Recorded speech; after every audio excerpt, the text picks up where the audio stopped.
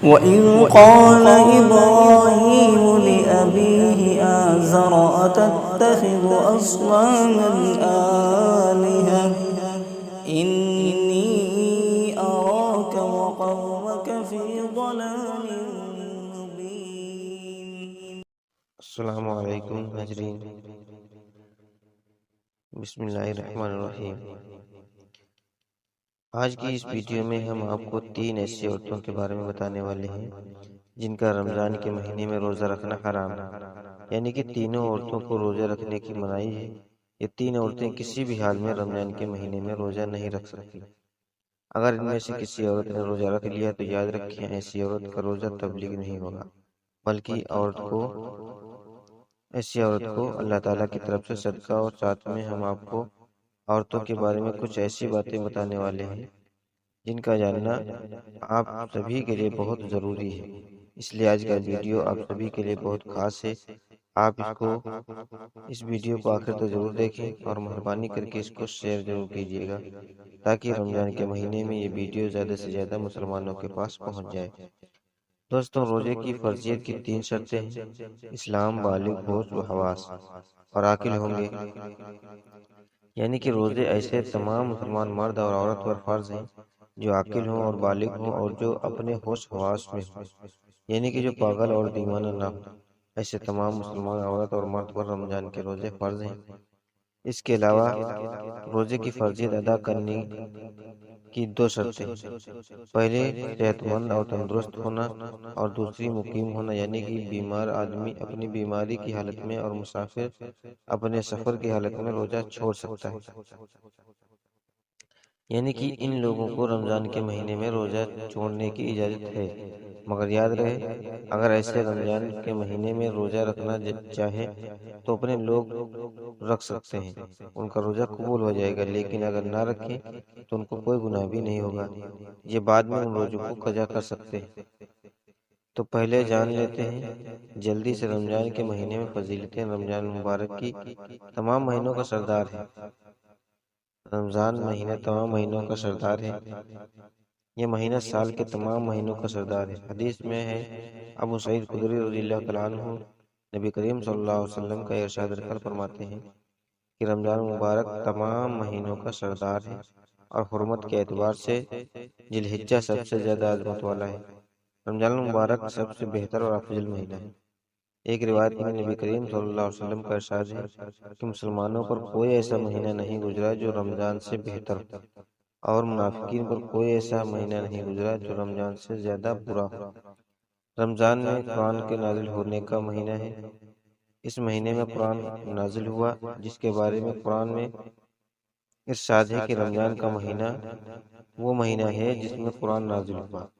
صرف یہی نہیں بلکہ جتنی بھی مقدس کتابیں نازل ہوئی سب اسی مہینے میں نازل ہوئی۔ رمضان مبارک میں آسمان کے دروازے کھول دیے جاتے ہیں۔ حضرت ابو ہریرہ رضی اللہ تعالیٰ عنہ نبی کریم صلی اللہ علیہ وسلم کا ارشاد نقل کرتے ہیں کہ جب رمضان کا مہینہ داخل ہوتا ہے تو آسمان کے دروازے کھول دیے جاتے ہیں۔ آسمان کے دروازے کھلنے کا مطلب یہ ہے کہ رحمتوں کے نازل ہونے کے لیے آسمان کے دروازے کھول دیے جاتے ہیں، اور دوسرا مطلب یہ ہے کہ آسمان کے دروازے اعمال کے قبول ہونے کے لیے کھلتے ہیں، جس کی وجہ سے اعمال کی توفیق بھی خوب ملتی ہے اور ان کی قبولیت بھی نہایت اعلیٰ درجے کی ہوتی ہے۔ رمضان رحمتوں کا مہینہ ہے۔ ویسے تو پورے مہینے میں رحمت نازل ہوتی رہتی ہیں، لیکن اس مہینے کے پہلے عشرہ یعنی پہلے 10 دن حدیث کے مطابق زیادہ رحمتیں نازل ہوتی ہیں، کیونکہ وہ عشرہ ہے، رحمتوں والا ہے۔ اس مہینے میں جنت کے دروازے کھل جاتے ہیں۔ حضرت ابو ہریرہ رضی اللہ تعالیٰ عنہ سے روایت ہے کہ نبی کریم صلی اللہ علیہ وسلم نے ارشاد فرمایا، رمضان مبارک کی پہلی رات میں جنت کے دروازے کھل جاتے ہیں اور اس کا کوئی دروازہ بند نہیں ہوتا، اور ایک پکارنے والا آواز لگاتا ہے، ایک خبر خیر کے طلب کرنے والے متوجہ ہو جا، اور شر کے طلب کرنے والے باز آ جا۔ اس مہینے میں جہنم کے دروازے بند ہو جاتے ہیں، اور حضرت ابو ہریرہ رضی اللہ تعالیٰ عنہ سے مروی ہے کہ نبی کریم صلی اللہ علیہ وسلم نے ارشاد فرمایا، رمضان مبارک کی پہلی رات میں جہنم کے دروازے بند ہو جاتے ہیں اور اس کا کوئی دروازہ کھلا نہیں رہتا، سرکش شیاطین اور جنات قید کر دیے جاتے ہیں۔ بخاری شریف کی روایت میں ہے کہ شیاطین کو زنجیروں میں جکڑ دیا جاتا ہے۔ رمضان المبارک مغفرت اور بخشش کا مہینہ ہے۔ ایک روایت میں کہ رمضان کے مہینے تک ہونے والے گناہ کا کفارہ ہے۔ رمضان المبارک جہنم سے نجات کا مہینہ ہے۔ رمضان المبارک کی ہر رات اور دن اللہ تعالیٰ کی یہاں سے جہنم کی قیدی چھوڑے جاتے ہیں، اور ہر مسلمان کے لیے ہر رات اور سب دن میں ایک دعا ضرور قبول ہوتی ہے۔ پیارے دوستوں، آئیے اب ہم آپ کو بتائیں گے ان 3 عورتوں کے بارے میں، یعنی 3 عورتیں ایسی ہیں جن کا رمضان کے مہینے میں روزہ رکھنا حرام ہے، یعنی کہ ان 3 عورتوں کا روزہ رکھنا جائز نہیں ہے۔ اگر رمضان کے مہینے میں روزہ رکھ لیا تو ان کا روزہ تو کوئی بھی حال میں نہیں ہوگا، بلکہ ان کو اللہ کی طرف سے سخت اجر بھی ملے گا۔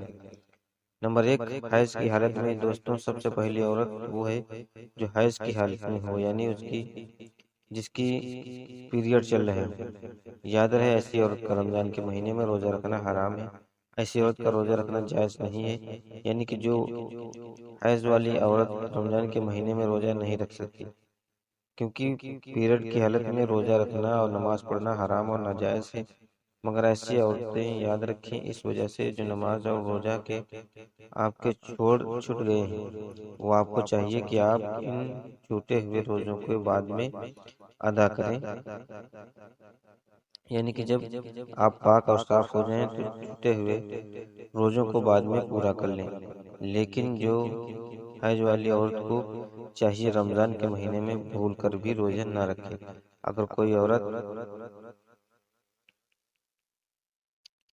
حیض کی حالت میں روزہ رکھ لیتی ہے تو یاد رکھے اس کا روزہ قبول نہیں ہوگا، بلکہ ایسی عورت کو اللہ تعالیٰ کی طرف سے سخت عذاب ہوگا۔ اس کے علاوہ ایسی عورتیں یہ بھی یاد رکھیں، اگر کسی عورت نے سحری کر کے روزہ رکھ لیا ہو، مگر بعد میں اس کو دن میں ایسا ہوا کہ اس کے حیض شروع ہو چکا ہے، یعنی کہ اس کے پیریڈ شروع ہو گیا، تو یاد رکھے ایسی عورت کا بھی روزہ نہیں ہوگا۔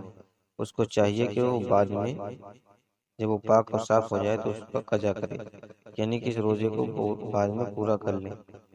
لیکن ایسی عورت رمضان کے مہینے میں اس بات کا ضرور دھیان رکھیں کہ اس کا روزہ نہ ہونے کا احساس کسی کو بھی نہ ہونے پائے، یعنی کہ وہ کسی کے سامنے یہ ظاہر نہ کریں کہ وہ روزے کی حالت میں نہیں ہے۔ یعنی کہ ایسی عورتیں رمضان کے مہینے میں کسی کے بھی سامنے نہ کھائیں نہ پئیں۔ عورتوں کو چاہیے کہ وہ رمضان کے مہینے میں چھپ کر کھانا پانی کریں۔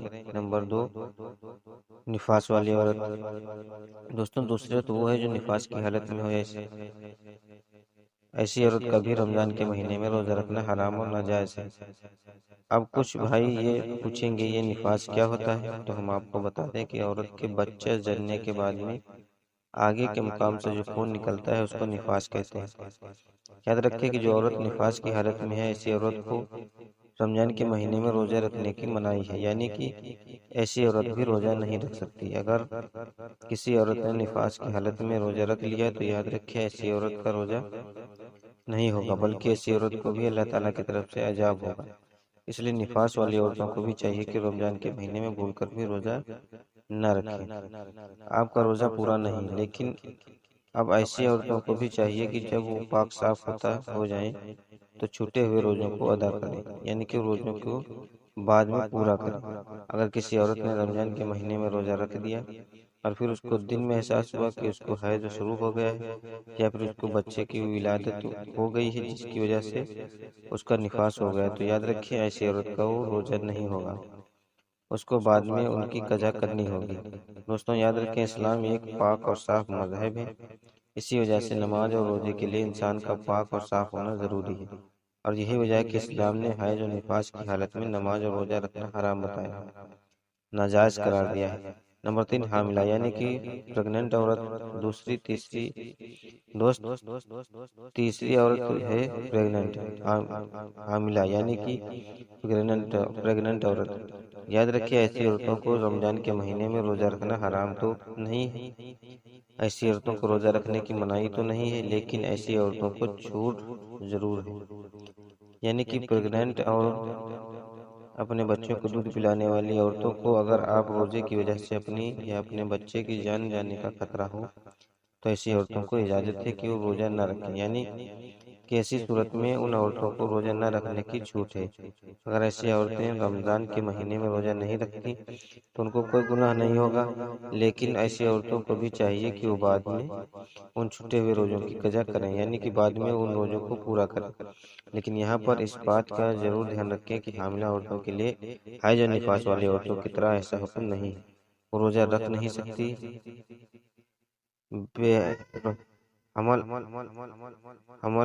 حامل عورتوں کو روزہ رکھنا حرام اور ناجائز نہیں ہے۔ ایسی عورتیں اگر چاہیں تو رمضان کے مہینے میں روزہ رکھ بھی سکتی ہیں۔ تو پلیز ویڈیو کو لائک سبسکرائب ضرور کیجیے گا۔ اب ملتے ہیں اگلی ویڈیو کے ساتھ، تب تک کے لیے اللہ حافظ۔